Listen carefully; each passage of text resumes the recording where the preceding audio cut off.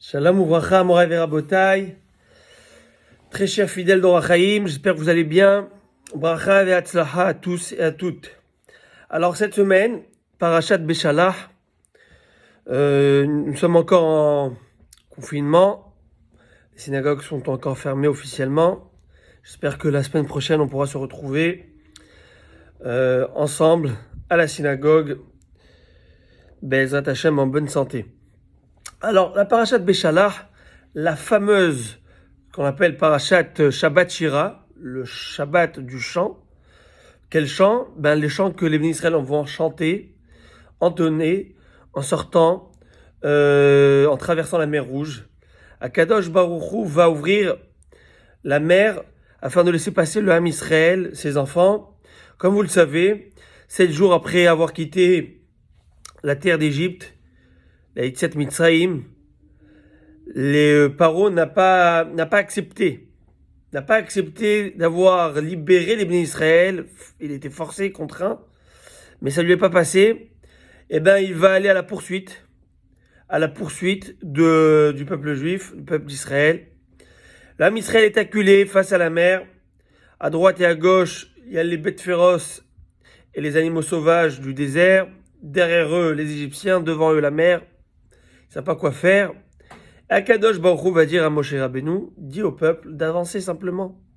Qu'ils avancent, qu'ils rentrent dans la mer. Il va y avoir un homme, Nachshon ben Aminadav, un homme de la tribu de Yehuda, qui va se jeter à la mer. L'eau va arriver jusqu'aux narines, il ne pouvait plus avancer. Et Guillaume Maïm ad Nafesh, il va dire, l'eau est arrivée jusqu'à là, mais je ne peux plus. Et là, Akadosh Baruch Hu va ouvrir la mer.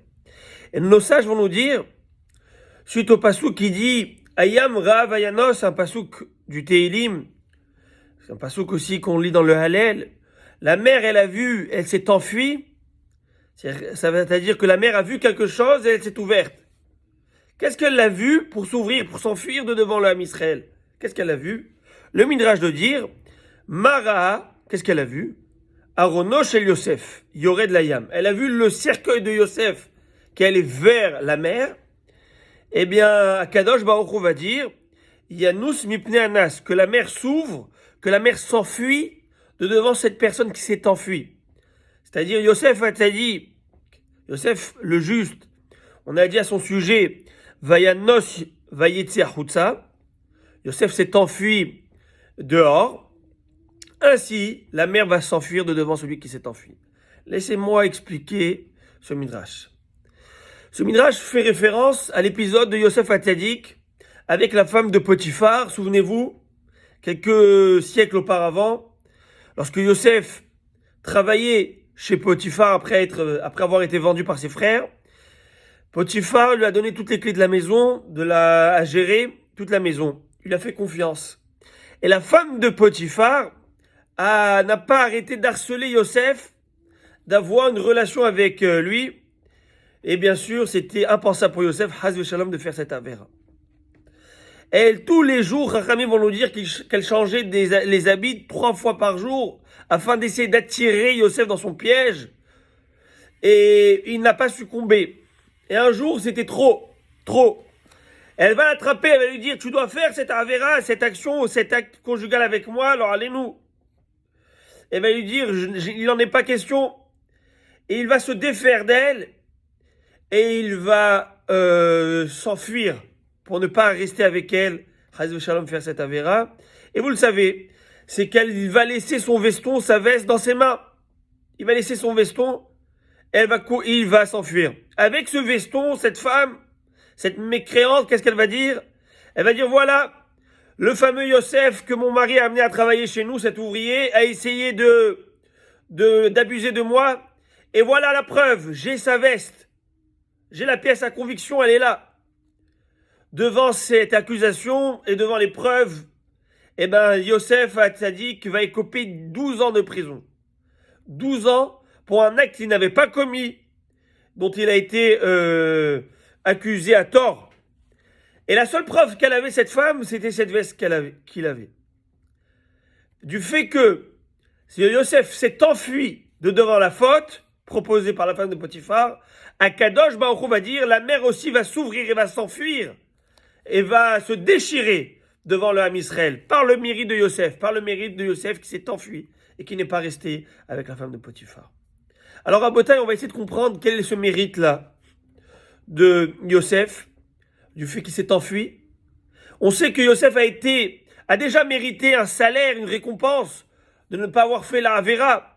C'est écrit que la bouche qui n'a pas embrassé la Havera, qui n'a pas embrassé cette femme, eh ben cette bouche va avoir le mérite de diriger tout le pays d'Égypte. Ce corps qui ne s'est pas baissé vers la Havera, eh ben va avoir le mérite de porter des habits royaux. Ce cou qui ne s'est pas courbé vers cette femme va avoir le mérite de porter un collier en or.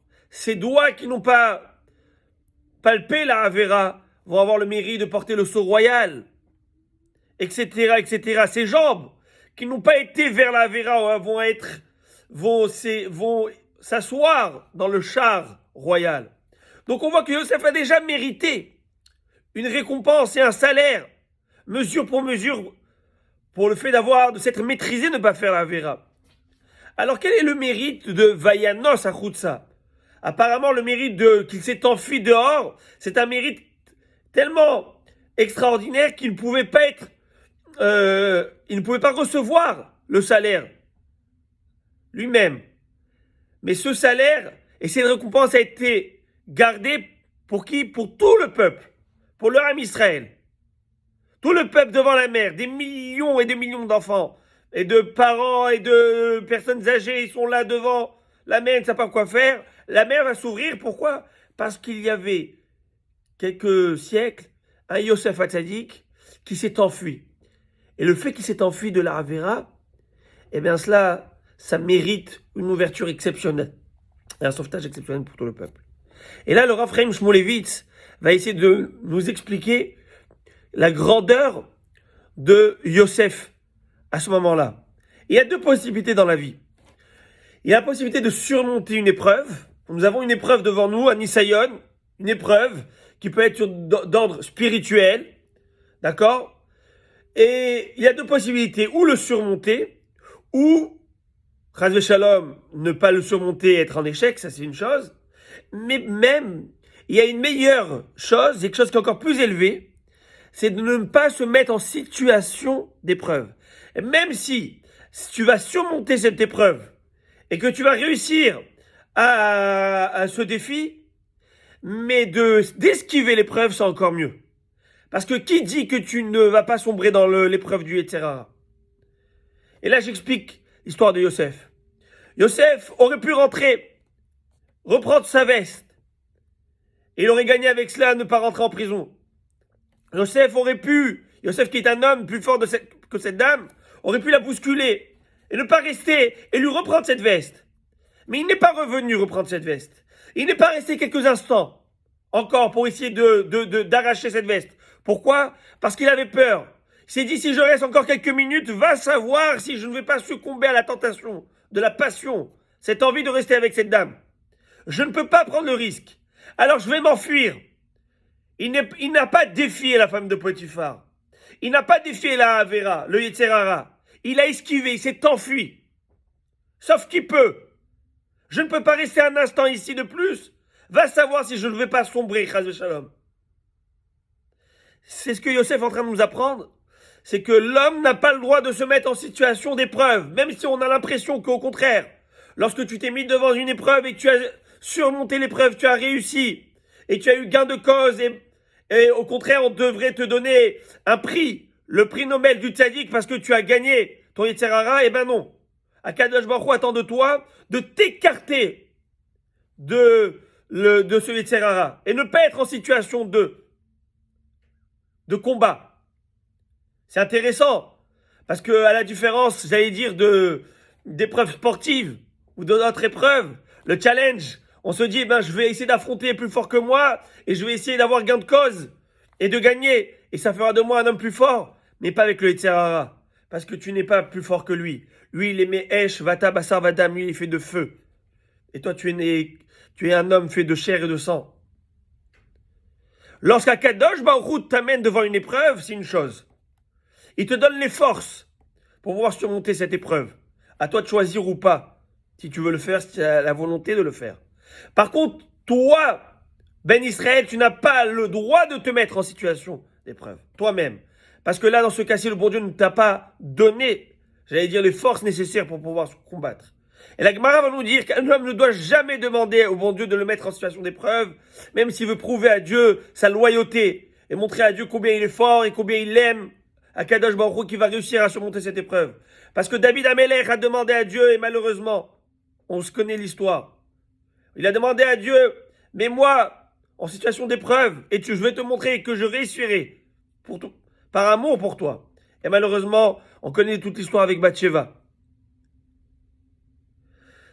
La Gemara va nous dire que le nazir, cette personne qui s'est interdit de boire du vin pendant une période de 30 jours, de manger des raisins, boire du vin, tout ce qui vient de la vigne, eh bien, il a pris sur lui ce vœu de se sanctifier pendant un mois ou plus. Et bien, cette personne n'a pas le droit de rentrer dans un vignoble, une vigne, même si ce n'est qu'un raccourci, juste pour passer par là-bas. Pourquoi? De peur qu'il soit tenté. On dit au nazir, Sechor, Amrina Nzira. Fais le tour, on dit au nazir. Ne rentre pas dans la vigne, ne rentre pas dans le Yitzhara. C'est pourquoi je parle à nous tous et moi en premier. Dans notre vie, parfois, on a des choix. Que ce soit le choix de travaux, de travail, le milieu de travail, que ce soit les vacances, où est-ce qu'on va travailler, où est-ce qu'on va passer nos vacances. Est-ce que c'est un endroit qui est bon pour nous et pour nos enfants, ou c'est un endroit où on va être défié par le Yitzhara tous les jours. Oui, mais je vais réussir, mais moi je suis fort. Tu ne peux pas te mettre dans cette situation. Au point où la Gemara va dire, je terminerai avec cette anecdote, si une personne doit arriver à quelque part à une destination, doit aller à une destination, il a deux chemins. Il a un chemin avec lambda, ordinaire, banal, et un autre chemin où il y a là-bas des maisons closes. Et il dit, moi je passerai par ce chemin où il y a ces femmes, mais tu verras Hachem, je ferme les yeux et j'arrive jusqu'au bout et je ne sombrerai pas à la faute ou aux mauvaises pensées. Ne t'inquiète pas. Il va le faire. Et il va prendre le second chemin. Et avec plein de ces personnes, de mauvaises fréquentations. Il va passer, Baruch Hachem, cet homme est arrivé jusqu'au bout, jusqu'au chemin, à la fin du chemin, à la fin de la route, à la bonne destination. Et il n'a pas péché. Il n'a rien fait, ni mauvaise pensée, il n'a rien vu de mal. Est-ce que cet homme, on pourrait dire qu'il est tzaddik? Le Gemara va nous dire, s'il avait un autre chemin à emprunter, il n'a pas pris l'autre chemin, cet homme c'est un rachat. Parce qu'il s'est mis dans une situation d'épreuve et peut-être une situation d'échec. Tomber dans les mains du Yitzhara, ce n'est pas banal, ce n'est pas simple. Tu peux perdre Chaz Shalom, t'auras la main bas à cause de ça. Alors voilà moi, Vera Botaï. Le mérite de Yosef Hatzadik. Tout un peuple a été sauvé. La mer s'est ouverte. Phénomène exceptionnel. Extraordinaire. Tout ça pourquoi? Parce qu'il ne s'est pas mis dans l'épreuve. Il n'est pas rentré dans la gueule du lion. Non, il s'est sauvé. Oui, ça lui a coûté 10, 12 ans de prison. Mais ça valait la peine. Pourquoi? Parce que c'est grâce à ça que ses enfants et son peuple va pouvoir traverser la mer. Ce magnifique et le plus grand miracle de tous les temps.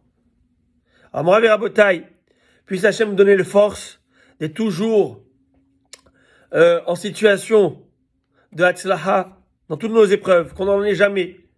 Et même lorsqu'on en a, qu'Hachem nous donne les forces d'y affronter et qu'on ait toujours le bon raisonnement, la bonne chose à faire. Alors, je souhaite Hatzlaha et Shabbat Shalom ou Mevorach, que de bonnes choses.